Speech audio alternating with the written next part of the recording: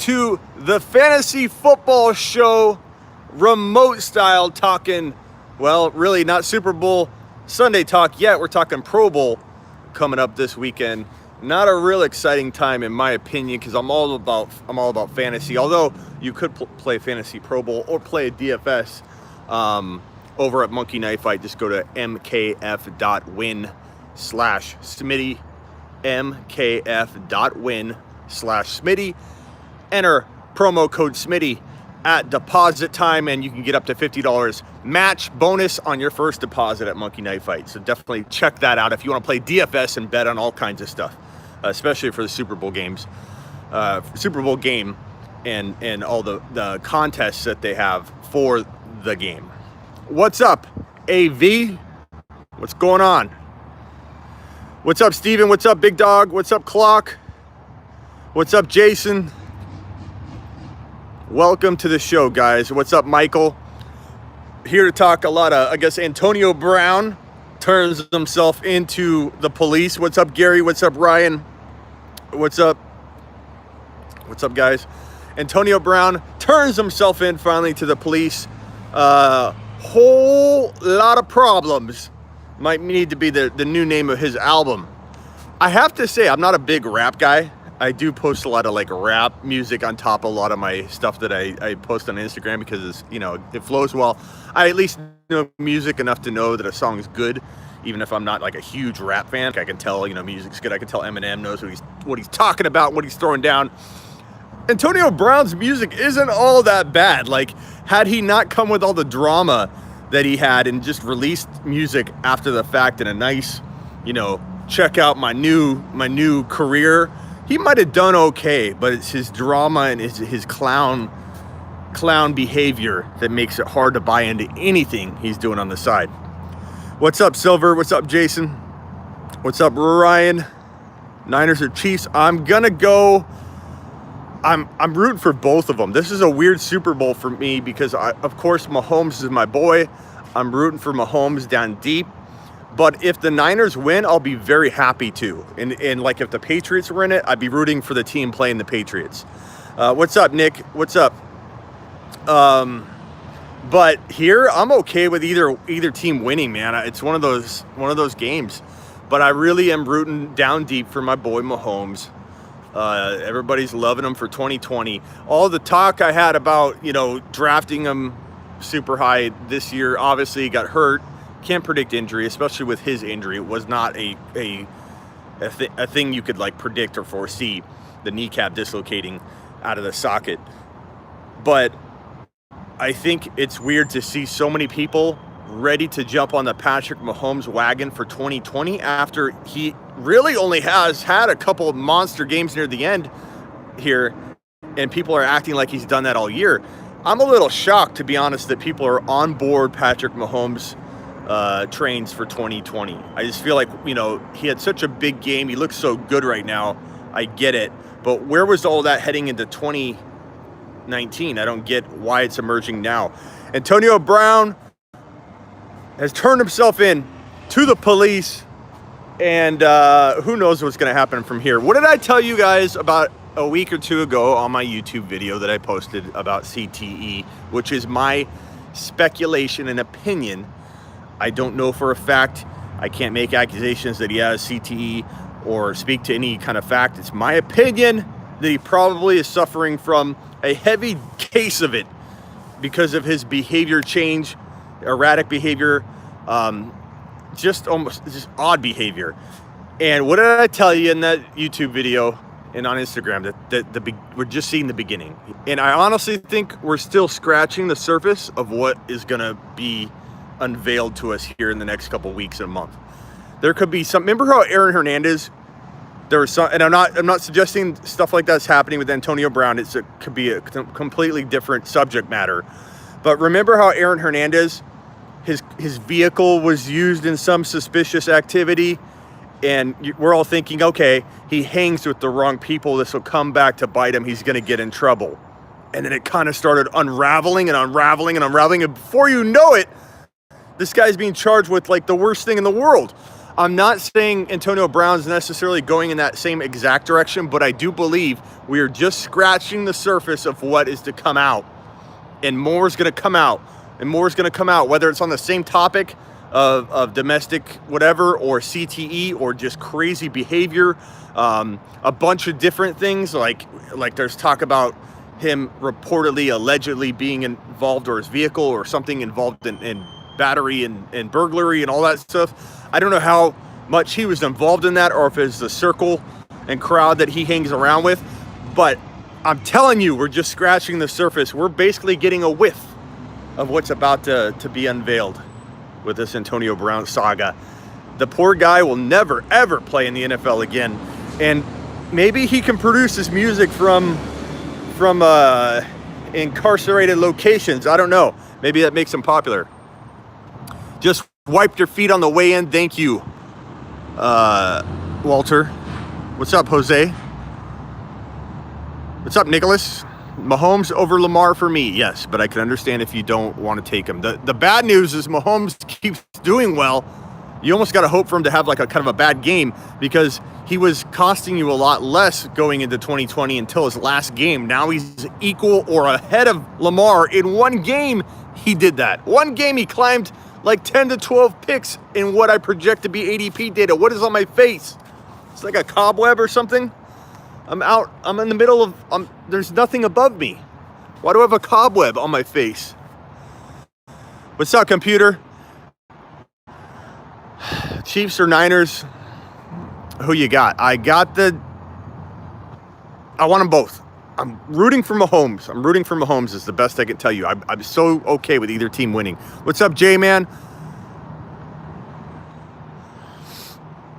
I don't think you never know, Nick. He could do something drastic like that. Who knows? You want the Chiefs to win, Nicholas. I don't blame you. I don't blame anybody for wanting either team to win. I'm excited about either one of these teams winning the Super Bowl. The Chiefs haven't done it in forever. The 49ers deserve it. They've had that Cinderella type season. I'm totally rooting for both of them. KC diehard here, but I've been a big San Francisco supporter all year. Me too. I like both teams. That 49er D-line, though.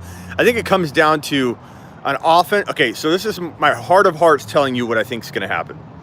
You have a offensive-minded approach with a QB that's phenomenal, with a defense that KC can play good, bad, whatever, that really their defense won't contain San Francisco enough, I think, to limit San Francisco to a certain point level that San Francisco needs to get to, because KC is going to probably get to a certain point level.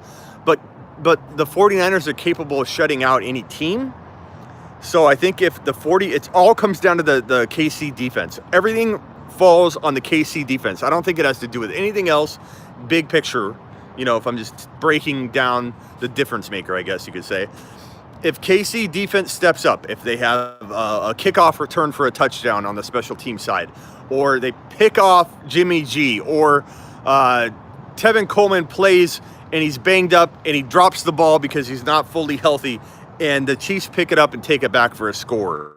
Difference maker, and then I think the Chiefs have a real shot. It comes down to a defensive or special team play in order for the Chiefs to get enough wiggle room to struggle along, because they will do just that, struggle along to score points. Do I think Mahomes will deliver with precision and accuracy and veteran leadership and talent? Yes, I think he will connect and score a touchdown or two.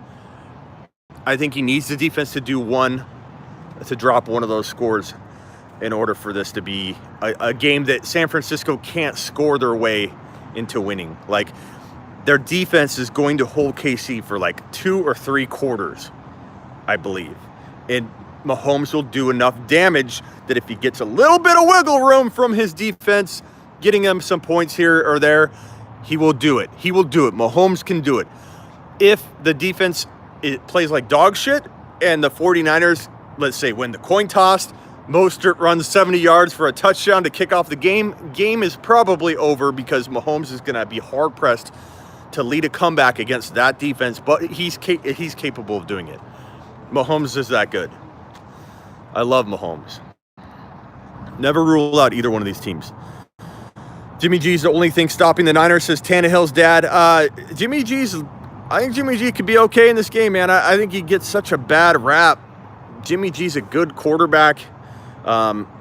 He manages the game is more of his role in this 49er offense, but he can drop points any given Sunday. Jimmy G's talented. He's not like a Trent Dilfer the year that the Ravens won the Super Bowl, and he's like a game manager, all game manager. He's a game manager, but because they don't necessarily need to lean on him, I think he could be a borderline top 8 to 10 fantasy QB in the right offense. This offense is right for him and right for the team, but it's not right for fantasy scoring. Both teams are going to score. It comes down to a couple big plays. Yeah, I think it comes down to one or two defensive plays or special team plays that wins this game.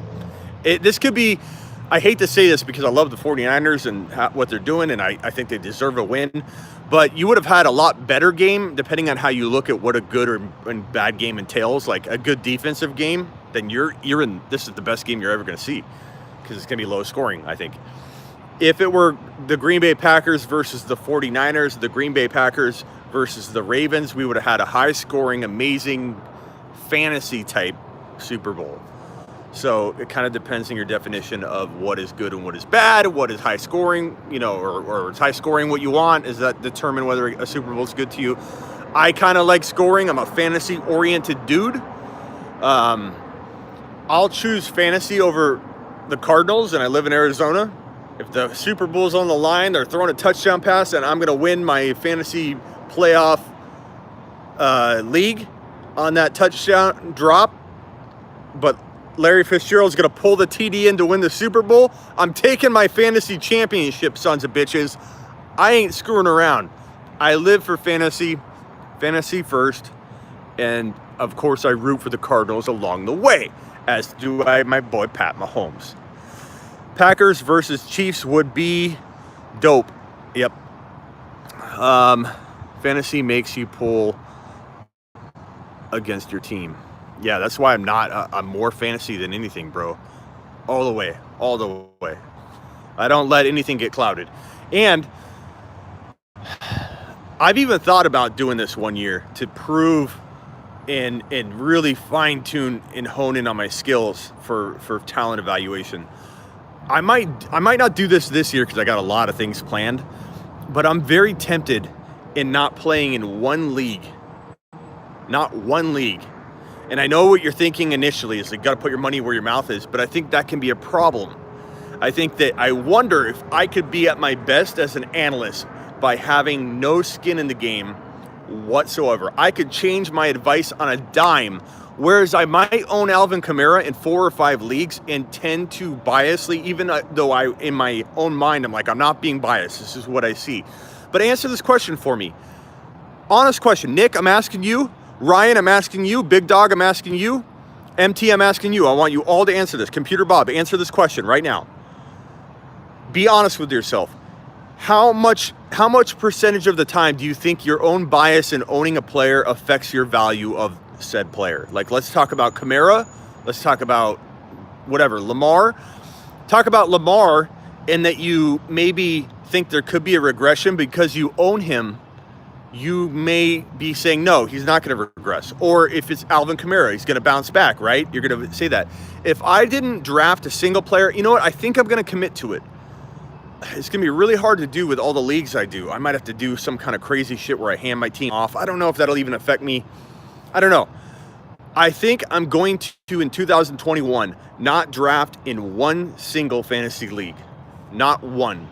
And that, I think I'm going to give the best fucking advice I've ever given in my entire life. I really, really believe that. I almost want to do it right now. Yeah, it's not. You may think you're not being biased. You may think you're not. You may talk yourself into it. Just like if someone asks you a question, you know down deep you're lying. You're like, I'm not doing that. And you are, like your wife or your girlfriend is saying, you just said that in a critical tone. No, I didn't. And you know down deep you really did. But like you convince yourself you're being honest and you really know you're not. Yeah, it is human nature. I want to commit to it. Hold me to it this off season. I'm not going to do it in 2020 because I have so many leagues and everything. I got to figure out how I'm going to do this. Maybe I do it somehow. Maybe I draft in the Battle of the Pimps and then I hand the team off because I'll have no investment during the year. I won't care if the team wins or loses, even though I drafted it. I might try and do that this year. I truly think I will be at my best form. What's up, Mikey? I truly feel like I'll be. Maybe I'll let you draft. Maybe I'll do it throne style, Nick. It's a good idea. But what if you? Tannehill's dad says. But what if you reverse psychology yourself and have even more bias? I don't know that I could. I don't see. Explain to me how you think I could. Because let me paint a picture for you. If I did this, okay. Let's say even I drafted for somebody, or let's say we use Nick's approach. You guys draft for me, and then I literally hand the team off to one of you to run during the year. Because running it's part of the problem too.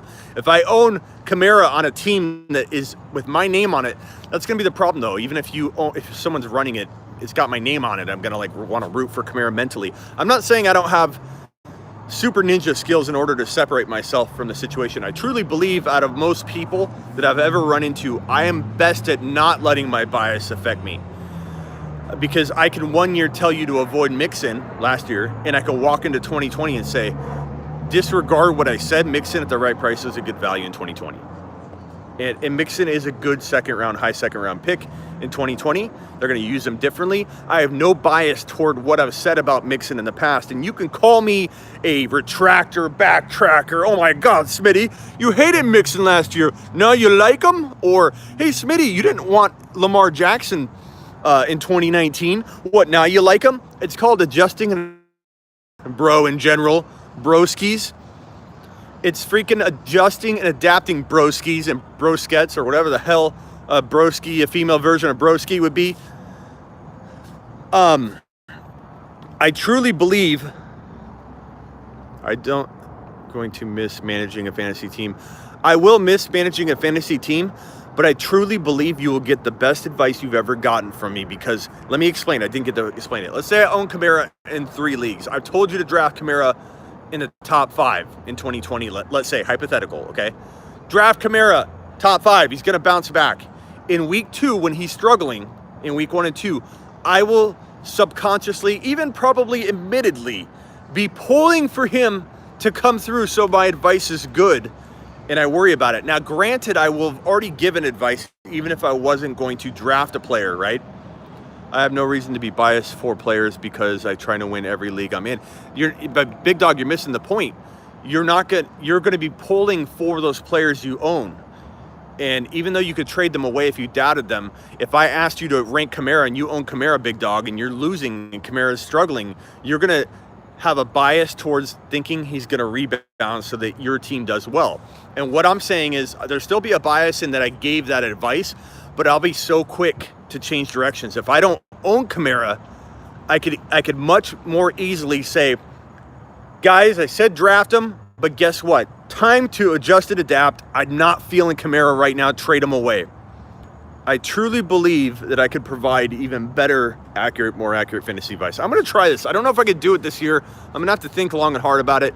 But I think if I do that, I think you're doing a good enough job trying to leave the bias out of it. A lot of stuff is unpredictable. And I think, I don't know. Let me think on it. I kind of just came up with this on the fly. So it's me. It's late at night. One of those late night ideas. I'm like, bro, this idea is dope. And then you wake up the next morning and you look at the pad of paper, if you're lucky enough to write it down so you could laugh at yourself, and the pad of paper says, go running twice in 1 day.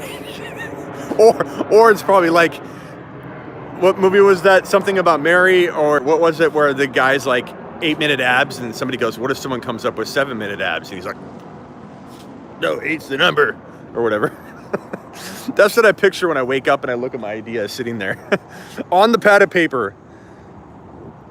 And like the Throne League idea, yeah, we could use the Throne style to draft it maybe if I do end up doing it this year.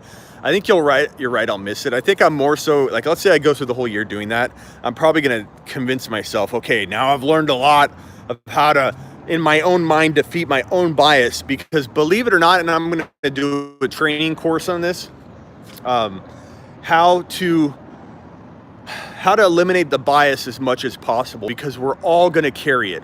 I am going to be biased toward my predictions working out. If I back, like, for example, Mahomes, I know and knew that Patrick Mahomes was he's like the best of the best. I know I didn't see Lamar coming, admittedly, as to the tune that he brought it. I did not. I admit it. I did not see Lamar coming. Mahomes, I was so on board with, and he got hurt, and then he struggled. Then he was slow coming back. I was not wrong. I knew I was not wrong. Talent-wise, I know I'm not wrong. But in the end, I drafted Mahomes way too high in every league in 2019. Why? Because I couldn't predict him getting hurt. I couldn't predict the regression that I don't think was built in, the regression that happened through circumstance and situation.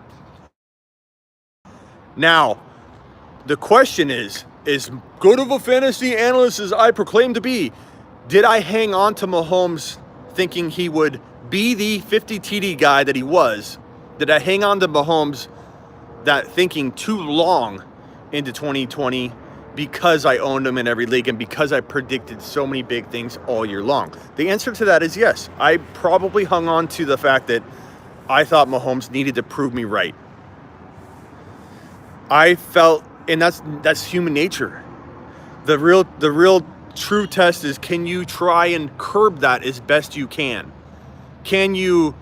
And so I'm going to do a video course on this, where you're literally going to try and do your best to unlearn those tendencies you have and say to yourself, changing direction is okay. Maybe we'll look in the mirror and we'll go, look in the mirror and say, repeat after me, state your name, not mine. Smitty, changing directions is okay. You're beautiful, you're smart, and gosh darn it, people like you. Okay? Changing directions is okay. Changing your mind is okay. And as the children's book says, liking two things and having two different feelings at the same time is okay. So, we'll get into that. Don't you worry. Don't you worry. Gosh darn it, Jake, people like you. Look in the mirror. Fournette.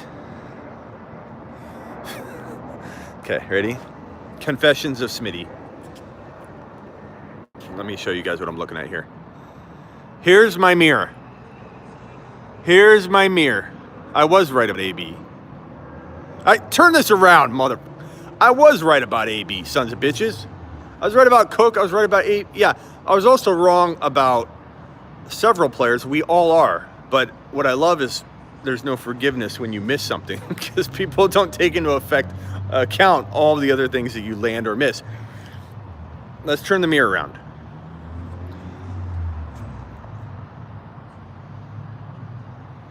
Smitty, you've got a few things wrong in 2019. It's okay. You got Juju wrong. Smitty, you picked Alvin Kamara way too high in about 65% of your leagues, but it's okay because you're smart, and gosh darn it, people like you. I feel better. I feel better. Next, bang your head against the brick wall until you remember it over and over, as they do when they knight you. So you'll remember it. This car's like, what the fuck? This guy's called the police. He's slapping himself and talking to a brick wall. Hold on, here's a reflection. Here's a reflection.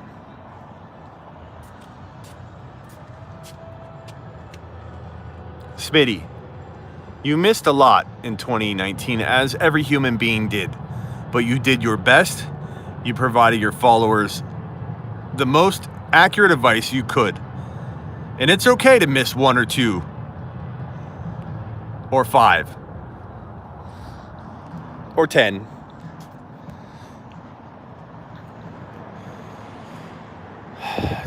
Buy low on Juju. I don't care what anybody says. The reflection looks a lot like Fournette. You know what, Fournette? What did Fournette finish in your league, Jake?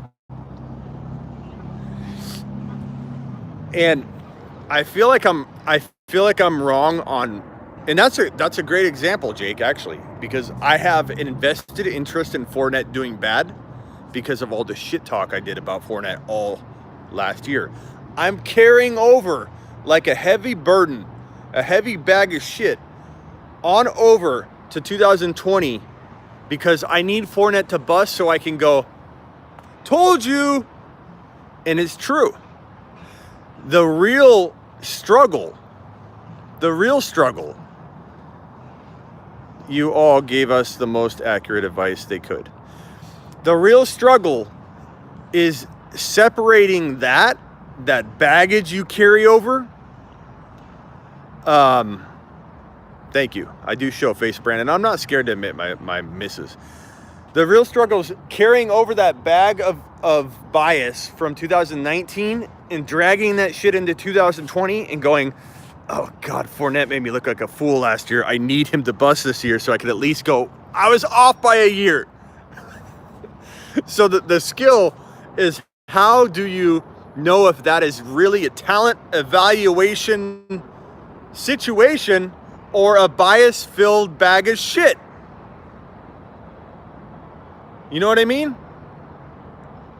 How do we know if my Fournette hatred from 2019 isn't guiding my 2020 predictions for Fournette? How do we know? We don't. You know how we're going to know is if we take Smitty's course. It'll probably be free. Don't worry. It's called a course, but I'm going to do a video series on it. And it's going to best explain even my mind. I might even use myself as all of the examples and say, look what I did wrong here. I'm pretty sure, and I'm a psychology undergrad, I'm going to give you the psychology behind why I think I did what I did and try and see through the noise and tell you what I honestly view. I'm starting a series called, I don't know what, maybe you could help me coin the name, but it was like Smitty, Shrink Smitty, or Confessions with Smitty or whatever. And I'm basically going to confess to you guys my misses, my biases, my stuff like that in this series. It'll be kind of humor based, but get ready for it. I wasn't going to tell anybody, but I thought it was a good fitting time to explain it. But I'm going to basically tell you and try and break this down. Would I rather have a 1.02 or Godwin?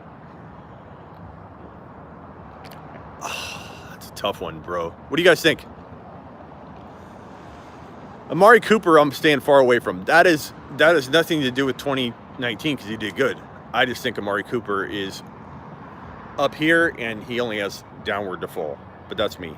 I'm staying away from Devontae Parker, but how much bias is that toward him burning me in 17, 18, 16, 17, 18, and then Parker doing good in 19? How much is that baggage? How much of that is me saying smartly, hey, 1 out of 5 years or whatever the hell, 4 years? How many has Devontae Parker played? 4 or 5? MT, where you at? Fournette, 25 years old, 3 years in the league, contract year, he'll ball, says Jake. Now, Jake, I might be biased against him, but you're clearly biased for him. I don't think he could do anything. I think he could go hang out with AB right now, and you'd be like, dude, maybe they're just like hanging out, and I don't know that he's going to necessarily be a bad influence on him, but like I totally think Fournette is still going to have a big year. That's Jake. Jake is completely biased for him. I'm completely biased against him. Jake and I couldn't be further apart on this one. Jake, I don't know that we're best friends anymore. Fournette is an ex-Tiger. Julio, I stay far away from too at the cost. Do I like Julio? Yeah. Do I own him? Would I keep him versus selling low? Absolutely. But do I go draft Julio at number 10 or 11? No, I don't, because they're safer options to grab. I'd rather grab somebody else than him. I'd rather grab Mahomes than Julio. And you can call that bias, and maybe part of it is, but we'll break it down. Can't get rid of this freaking cold I got another cold for my daughter, coughs in my face. But this isn't the flu. The flu wiped me out, man. I was out for like a week. AB is done. That's another bad thing about working from home is you get exposed to no germs. This is me. Maybe I need to come over and lick this door handle. I'm like in a bubble all day. AB is done. Of course he's done. He's been done, bro. Predicting AB to be bankrupt inside 4 years. Dude, I mean, it's hard to know how much he's flexing right now already. Like, I don't know that that's bold, bro. But I feel ya. I agree. MT Julio did great last season. Says Dill. Is that Dylan? I'll call you 2K. Sorry. Ridley was better than Julio this past season fantasy-wise. Was he? Depends on your scoring. CTE is real, Seth. AJ Brown's going to be top 5 to 7, bro. Don't pay that price, but expect it. AJ Brown. Now, I'm biased, but AJ Brown is going to tear it up. Now, Darrell Henderson's a great example of bias for me. Okay? I hung on. I was hoping every week. Like, if you guys could really see behind the scenes with Smitty, it's like me sitting there, my teams are blowing up, and I look over and I'm like, what the fuck is it? Darrell Henderson getting a carry. Darrell Henderson, please. Oh my God, he's in the game. Oh my God, can you break off a 50-yard touchdown for me, please, so I could save face a little bit? Give me something, Darrell Henderson, so I can go back to my people and be like, look, the talent's there, because I know the talent's there. I don't give a shit what anybody tells me. One thing I know is talent evaluation. Whether I judge the coaching right, we're always working to improve our fantasy football talent evaluation process, whether that's analyzing situation, whether it's looking at talent, whether it's looking at Henderson never did shit, not in the pros, but he did in college, Computer Bob. Don't get me started. He's the #1 college football running back of all time in college football in many categories. It's all coaching, 100% all coaching. That's not bias talking. The bias talking is me all year long holding out hope that the Rams are going to fucking change their ways. That's bias. Class down. That is a class down. What do you mean? Julio outscored Ridley? I don't know. What's up, Zachary? Henderson could be big this year. Who knows? But I'm going to come into it with a more clear lens because I can't predict what that damn coaching staff's going to do. Henderson is amazing. College to the pro. Oh, class down. Yeah, but Computer Bob, that's all you have to go off when you're doing college evaluation is how good do they look in the pros? Will it translate? Does it look good? Yeah, he is. It was all about breakaway runs more than anybody, 20, 40-yard runs. No one came close to him. More yards per attempt than anybody in college football history over 60 years. Those aren't small stats, man. It's not like I'm saying he had 6,000 yards in an offense that just ran the wheels off him. We're talking about stats that are amazing to own. Darrell Henderson owns some amazing historical stats.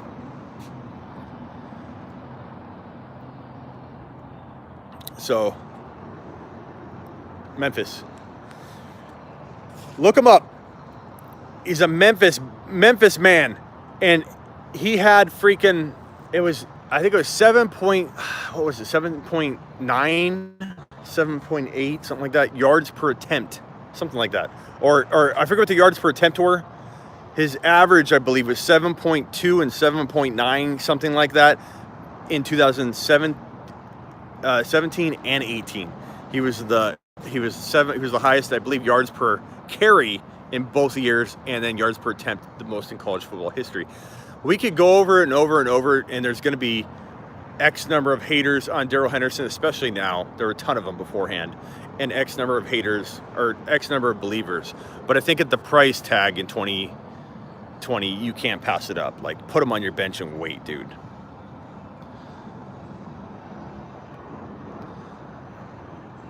His competition wasn't as strong, but there were games where he did play competition. He played an 11-0 team that was phenomenal and destroyed them. So you could take 1 or 2 games of good competition out, look at it, and realize he dominated them as well. So I forget what team that was. There was who was it? They were 11-0, and he manhandled them. Manhandled them, bro. It was I want to say it starts with an N. Not North. God, I forget who it was. Somebody look it up. Aaron Hernandez. I think Aaron Hernandez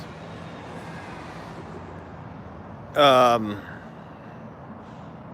think Antonio Brown's on his way, dude. My memory will only get worse. Well, to be fair, there's a lot of things that go into my head in one day that relate to football and all that. So I think my memory isn't getting bad. It's just I can't only shove so much in without bleeding something out the other side. Armstead, I like a lot. Question was by Nick. Thoughts on Snell and Armstead? I think Snell has upside, but I don't know that the situation feels like ideal for him, like that he's not going to get necessarily for sure leaned on yet. So he's a backup, dude, and Armstead's a backup. These are 2 backups that have the potential. They're must handcuffs for anybody that owns the starter in front of them. But past that, it's like any other player you're taking in the double-digit rounds in hopes that an injury happens. That's it. You can't count on anything more out of Snell. You can't count on anything more out of Armstead, but they are must-have handcuffs. Still like Singletary next year? I do. I worry about them fully committing to him all year, but I feel like they will. So I'm cautiously optimistic that he's going to be a top 10 running back. That's a really good evaluation, though. I think, top 10 running back's amazing. Montgomery, Darrell Henderson, my hate for Fournette were probably my biggest. I stuck to my guns, and if I can look back honestly, I didn't recognize the situation enough that I should have adapted. Those are my fails. Montgomery, honestly, I don't think anyone could have really seen that coming. Nagy had some concern, but they also drafted the guy.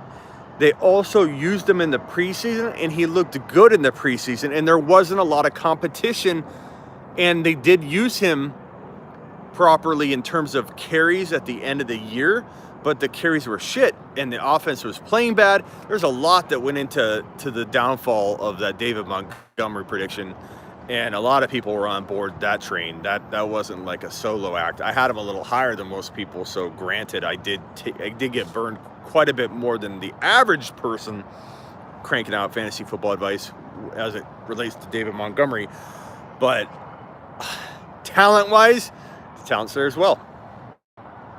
Darrell Henderson, David Montgomery, in different situations would have thrived in 2019. Baker, TD Maker as well. That's another one. 2019 was loaded with paper tigers, I'd like to call them. Paper tigers. A lot of people loved Odell, man. A lot of people loved Odell. I loved Odell. Odell's so talented. He was going to an environment where he's playing with his best friend in an offense that was super aggressive looking. And in the preseason, they even looked aggressive looking. They tell you not to get excited about preseason games. I tell you not to get excited about preseason games. I got excited about that preseason game, damn it. And I regret it. Oh. And you know what's going to happen now? I have a natural bias built in to doubt Odell Beckham Jr. and those damn Browns heading into 2020. Now, will my bias protect me? Like, will it protect me in a way that unintended, I guess, consequence is my bias keeps me away, and then they do struggle again? Possible. I just don't know if it's going to burn me, and even burn me more to watch Odell and Baker tear it up in 2020. I don't think they will, but it would not be all that crazy if it happened. So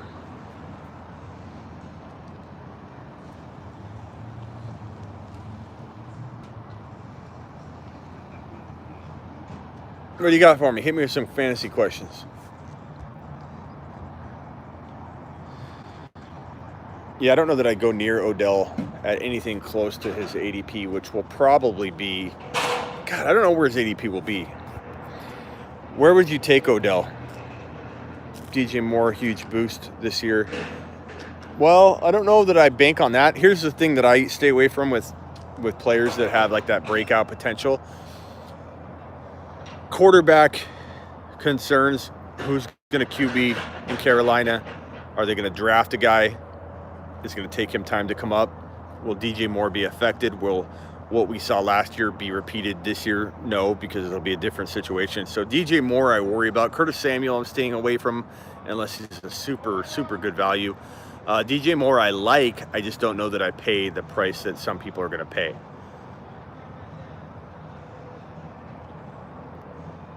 Hopefully Cam stays in Carolina. I don't think Cam will stay in Carolina. I think Cam goes elsewhere, but I think Cam is a good value grab in Dynasty, in redraft leagues, because I think people are going to overlook him. It depends on the hype, too. He could get hyped back into the top 10 QBs, or he could stay outside. It's tough to know where the ADP is going to put Cam. If not Arizona, where would I like Kenyon Drake to play? God, that's a good question. Kansas City, although I worry about Kansas City as a landing spot for any running back that isn't like a workhorse between the tackles back, because I feel like KC's, they're weird enough to where they could sign Drake and then barely use him and burn us like Damian Williams. You know, look at the good Damian Williams looks. He looks so good right now. I don't know that I want... Bell could do well in KC, but Bell, who knows if Bell's got it left, man.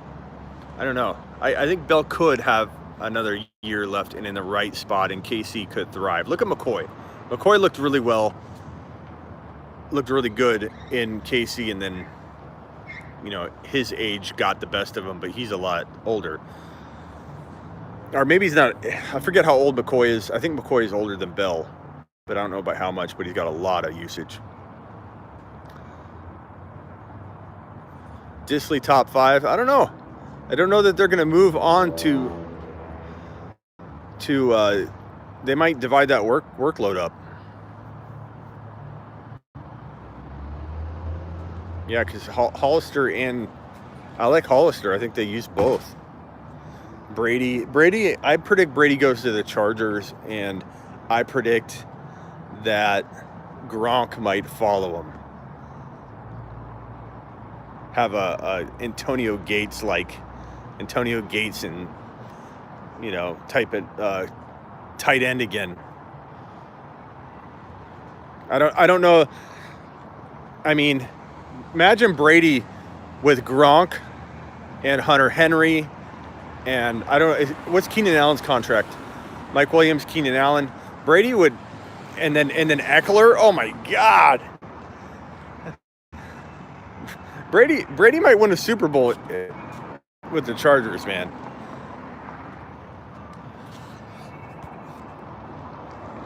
I think Brady lands in LA with the Chargers, and I'm not acting like Rivers is bad. I like Rivers, but I think that they're going to move on. Brady to the Titans. I think they're pretty sold on Tannehill, man. People are having a real knee-jerk reaction to him losing his last game. Like, Tannehill was everybody's darling before the last week. Raiders, no way. I don't think Brady goes to LA or to Oakland, Las Vegas. N'Keal Harry will break out with a new QB. I hope so, man. I'm not wrong about the talent of N'Keal Harry. I had him and AJ Brown like this N'Keal Harry slightly ahead of A.J. Brown.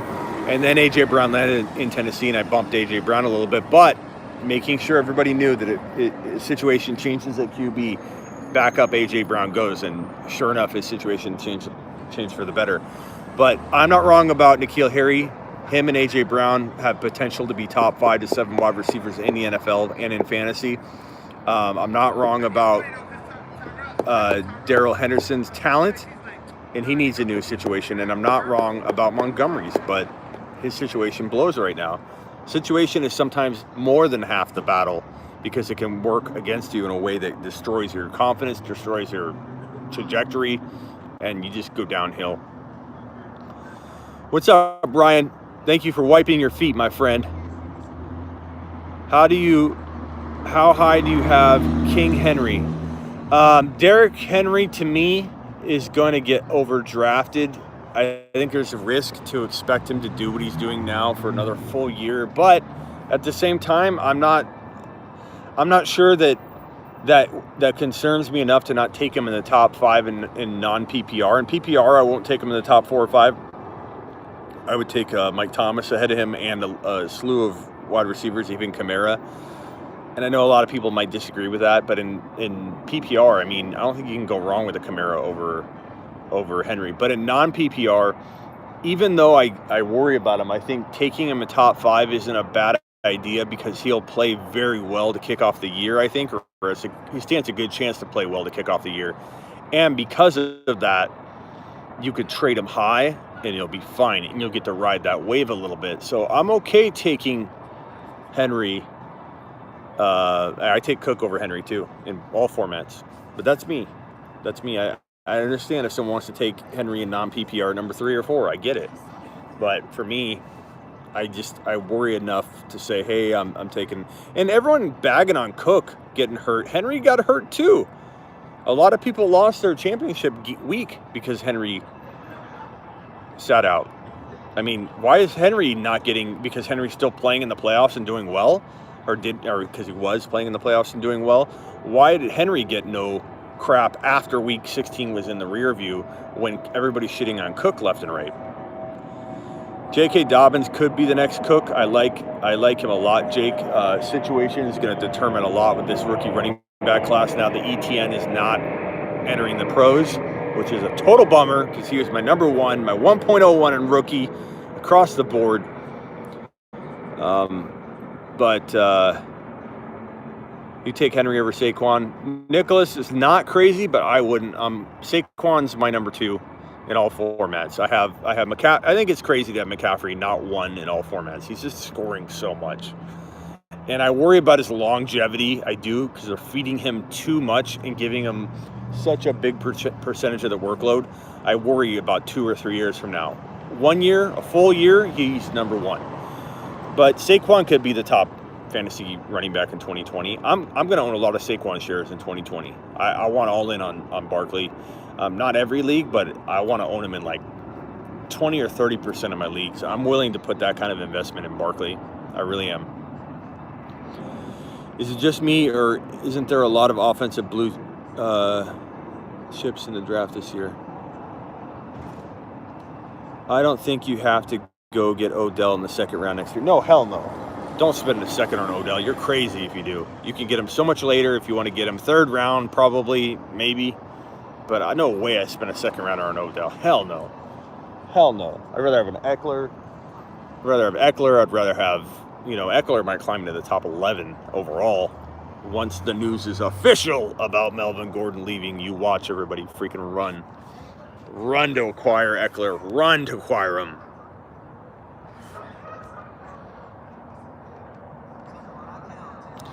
Ricky, I know I'm crazy. It's strictly talent.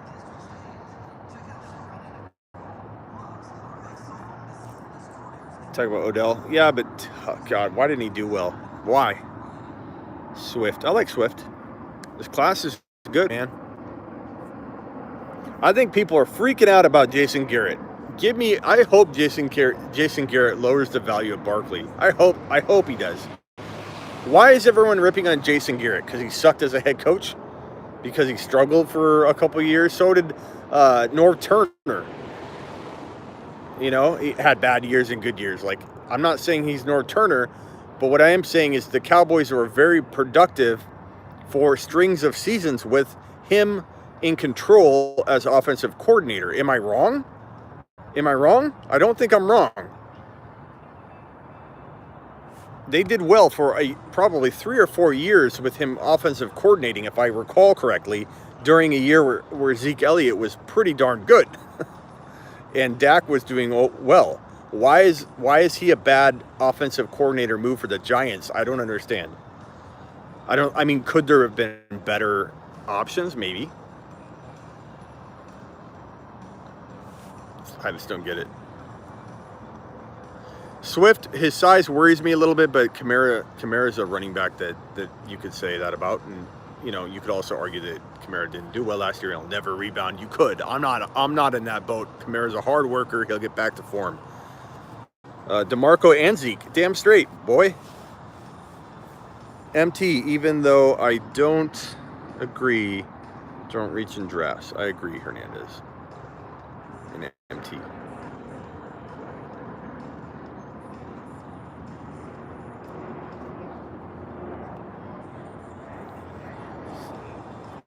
Well, Kamara needed Ingram just like Juju needed AB. I think Juju. I don't know if that's fair. I don't know if that's fair, Jake, because Big Ben was the problem. Big Ben getting hurt was the problem. I don't know that the problem had everything to do with AB being there. Juju is a very good wide receiver. I don't know what to make of him in 2020. I don't know if it's going to be a confidence issue moving forward. That's why I'm not all in. But if Juju is going to cost you a high wide receiver 3 value, hell yeah, I take that gamble in a couple leagues. If Juju climbs back into 2nd or 3rd round, no, it's great value. Like, how could you not want to invest in Juju at rock bottom pricing if they shape up at QB? Which I think they will. Like, they'll get square there. Whether it's Roethlisberger coming back and losing some LBs, he's got a ways to go to get down to, like, he's probably like at 550 right now. I'd say Ben Roethlisberger. He's got to drop about 250 to get back to playing weight. He looked like he ate an entire McDonald's. Opinion on Brandon Cooks and Dynasty? Not much of an opinion, man. Can't stay healthy. I mean, I draft him as a 3-4. I don't think Juju is going to go in the 3rd round, bro. He could. I wouldn't want to pay 3rd round for him. I feel like you could get him later. But that'll be a great player to monitor. Great topic.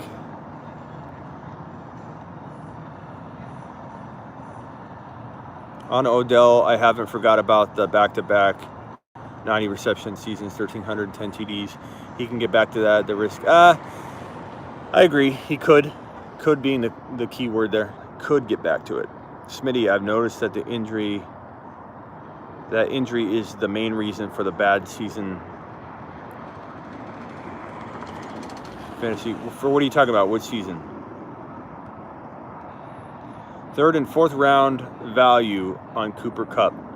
Not 3rd. I'd probably buy into 4th, and I know he did really well last year, but it'd be hard to draft him in the 3rd. Buy low on Darrell Henderson, absolutely. I'm still sold on his talent. I just don't know. Because you're buying low, that's me saying I don't know if it's going to work out, and that's not because of him. I'd love to see Darrell Henderson get, like, if I was a GM, oh my God, I swear I could build you the best freaking offense you've ever seen. Because you could go after a guy like Darrell Henderson. You could go after, wide receivers like N'Keal Harry. I could go get N'Keal Harry. I could go get Darrell Henderson. I could go... Kyler Murray would have been somebody I would have went after, when people are doubting him by his size. I feel like I could assemble the most underrated group of explosive players that the coaches just for whatever freaking reason don't see, even if they drafted the player. Like in the case of Darrell Henderson, they drafted Darrell Henderson. You think they drafted him, they have to like him, right? No. Maybe somebody else drafted him. Maybe somebody else convinced them to, some other draft scout personnel made that decision or urged that decision to happen. And yet the coaching staff, the main coaching staff, the head coach, everybody that's in charge of shit are like, no, I'm not going to play him. I don't know why. We're going to stick with Malcolm. Malcolm's their guy. Malcolm's our man.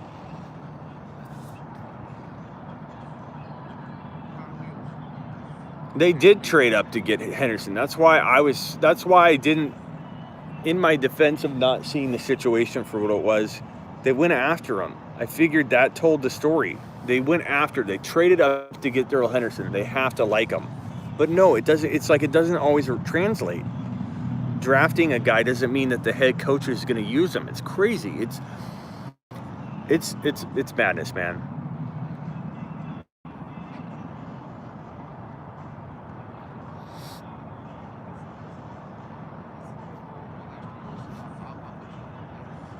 Slot wide receivers. That's a good question. Kirk is going to play.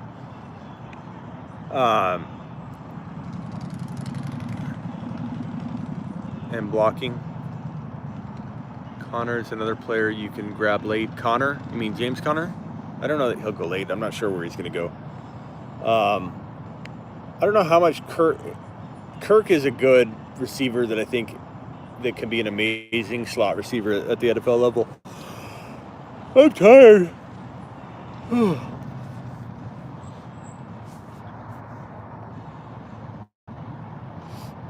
Christian Kirk is going to have a big year. Kyler Murray's going to have a big year. Drake's going to have a big year. I hope they retain Drake. I think they'll retain Drake. They'd be crazy not to retain Drake. And Drake would be crazy to go elsewhere because it's all fitting perfectly for his second chance. Why go try to have a third chance with a team? Why?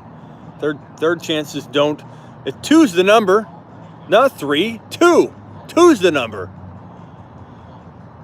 Drake? Thoughts on Monty next year? Hopefully 2's the number for Monty too. Year 2. Fuck. They're gonna try and trade David Johnson, man, for a ham sandwich. They'll probably give him away for free. Take him on.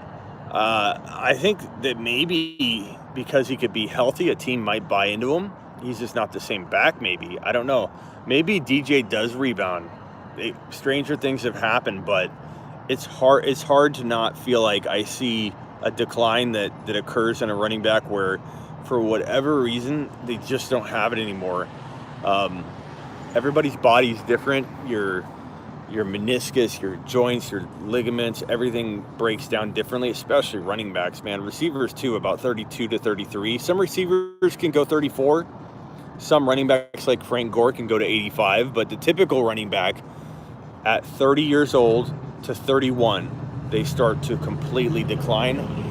And nowadays, because running backs are so overworked early on, and because their thighs are bigger, your ligaments don't get bigger. So you have more torque on your ligaments that were designed not to have the size of thighs and calves and torque that you have on a player nowadays.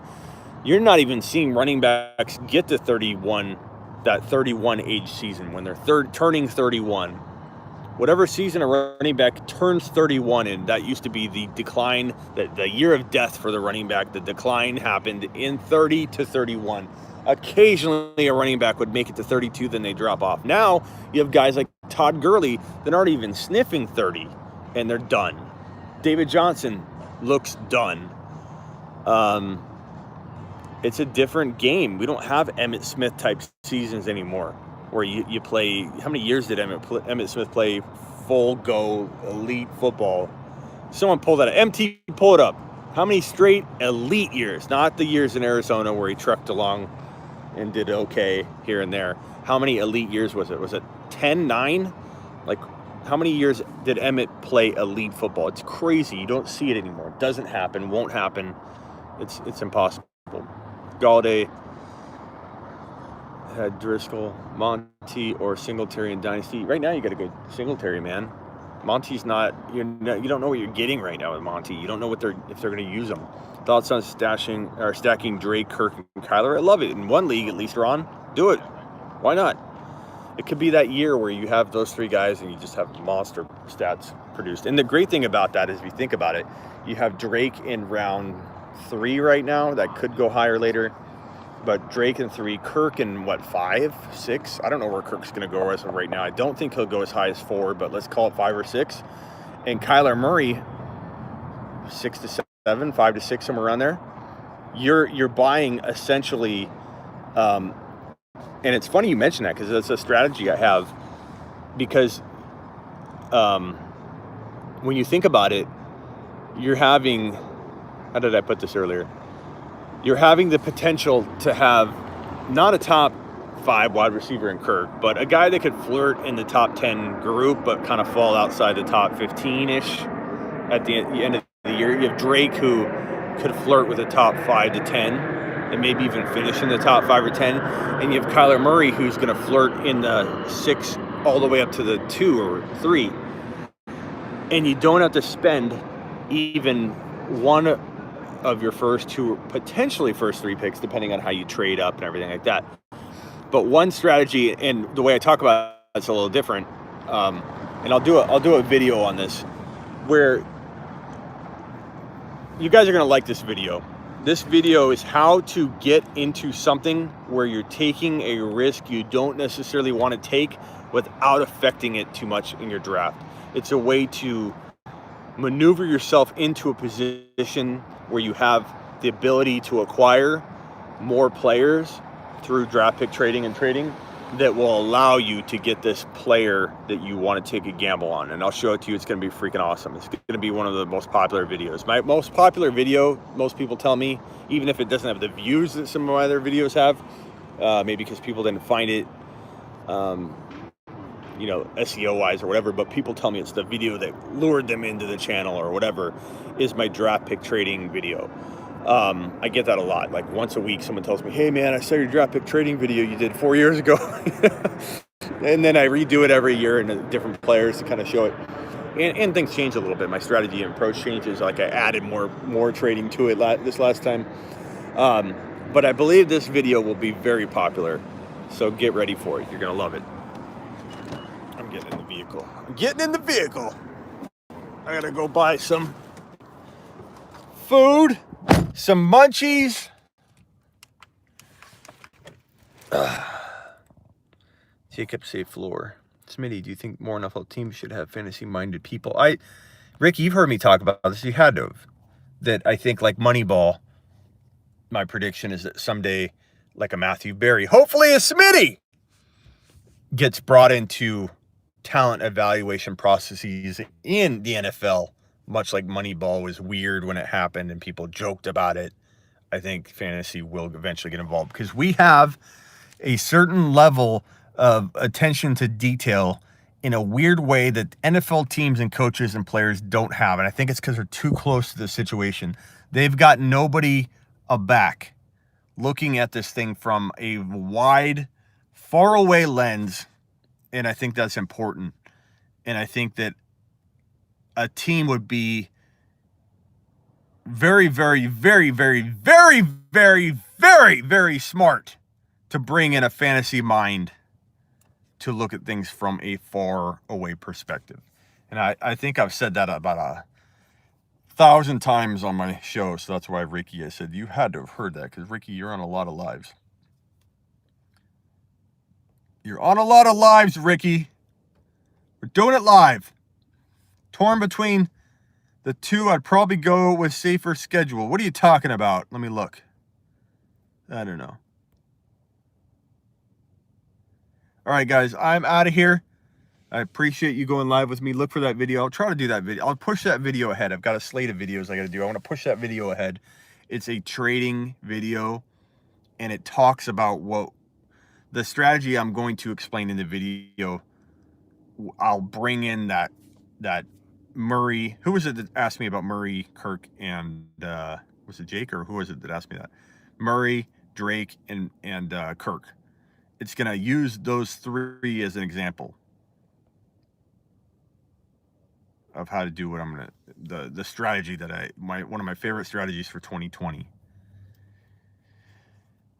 AB situation won't end well, computer. All right, guys, peace out. Thank you. Appreciate all the support. If you're new, subscribe, follow, like, share, tell your mom, tell your dad, wake your mom up right now and go, "The Fantasy Football Show!" Record it, send it to me. I'll send you some goodies. I got some stickers, and I'll eventually be sending shirts out to people that do really cool things. So I'll have contests for that. Who yells at their parents and scares the shit out of them yelling the Fantasy Football Show. I have people on Instagram that do that. It's pretty fun. All right, guys. Peace out. Thank you. Appreciate all of you. You guys make the show. Can't thank you enough. Later, 2K? Question mark? Later, Smitty? Is that because I'm not hanging up? All right, I'm going to go.